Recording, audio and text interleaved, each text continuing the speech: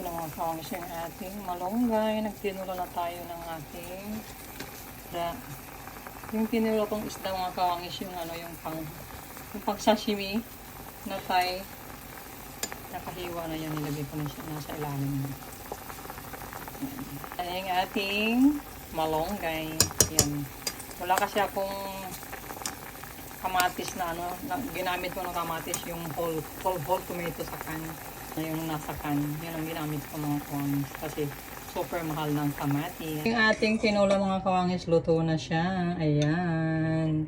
Yan mga kawangis, kakain na tayo kasi yung alauna na hindi pa ko nanananghalian mga kawangis. Ayan. Yan. Tinola pala. Tinola na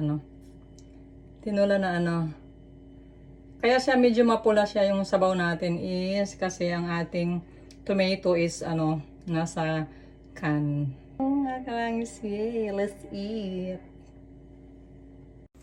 Ito na yung ating tinolang isda mga kawangis. This is my lunch for today.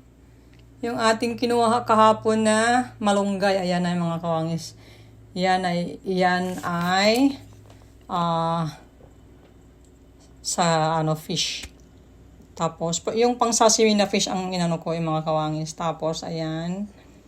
Yan lang, simple lang yung aking ulam for today. This is my lunch for today.